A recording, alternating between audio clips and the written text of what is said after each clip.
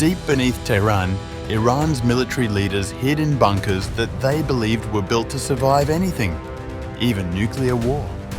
On June 16th, Israeli jets proved them wrong. Precision bombs tore through the entrances, forcing the regime's elite to flee. The message was deadly clear.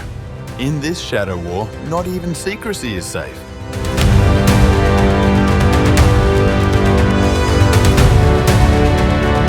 Israel managed to strike a high-level Iranian meeting during the 12-day war by hacking into the phones of the officials' security guards, New York Times has reported.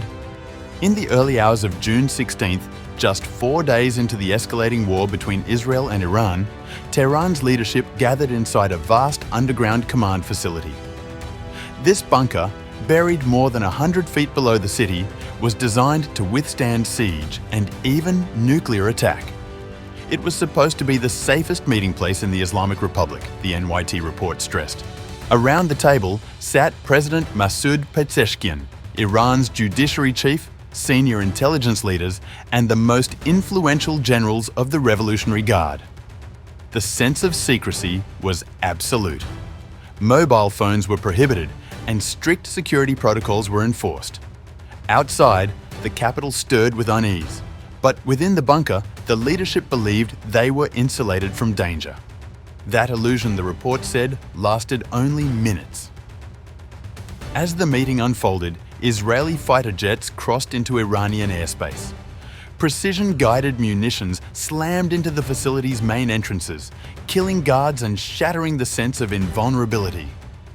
The leadership was forced to evacuate quickly, and even though no senior figure was killed, the symbolism was devastating. Israel had found their most secure location and had struck it with precision. Sasan Karimi, a former deputy vice president and now a political analyst at Tehran University, said the failure stemmed from years of lax practices by guards and drivers, who often carried phones and even posted online. Israeli defense officials described it as exploiting a weakness that Iran itself had created by surrounding senior figures with large numbers of poorly trained security staff. We know senior officials and commanders did not carry phones, but their interlocutors, security guards, and drivers had phones. They did not take precautions seriously, and this is how most of them were traced. For Tehran, the attack was more than a tactical hit. It exposed a chilling truth.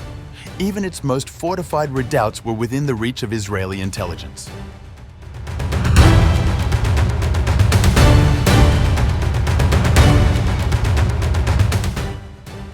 In the days that followed the war, Iranian investigators pieced together how Israel had tracked the bunker. The answer was both simple and humiliating. The leaders themselves had not been careless, but their entourage had. Bodyguards, drivers and aides waiting above ground had carried smartphones despite repeated orders banning them. Those devices emitted signals, faint but traceable. Israel's intelligence units, long experienced in signal interception, were able to exploit those emissions, map the bunker's exact coordinates, and feed them into a strike plan.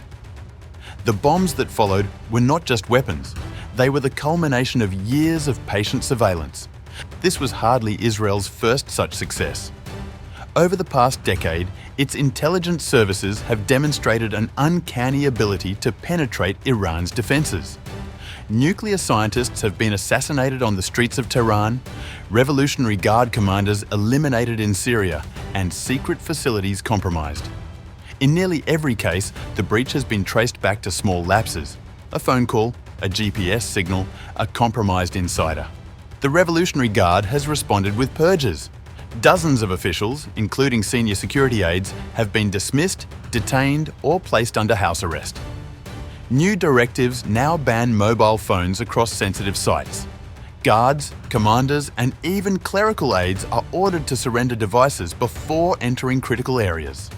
But analysts warn that such measures are inconsistent. Iran's institutions remain riddled with factionalism and bureaucratic overlap, making discipline hard to enforce.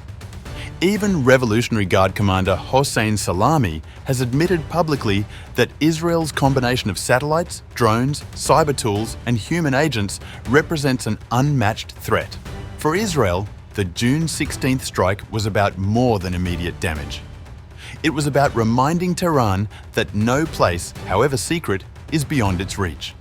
And in psychological warfare, that message may be more potent than any bomb.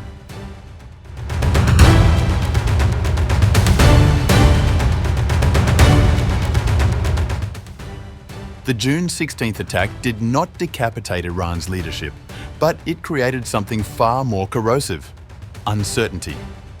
In Tehran, officials now question whether their most guarded shelters are secure. Ministers speak of betrayal, while military leaders fear the unseen reach of Israeli surveillance. The sense of paranoia is spreading, with new checks, restrictions and purges announced almost daily, the NYT report noted. For Israel, the strike was a carefully calibrated move. By hitting the entrances and not the chamber itself, it avoided triggering all-out retaliation while still humiliating Tehran's leadership. It was a show of reach, not an attempt at decapitation. Yet the message was unmistakable. Israel can track, locate, and strike Iran's ruling elite whenever it chooses. This confrontation reflects a broader reality.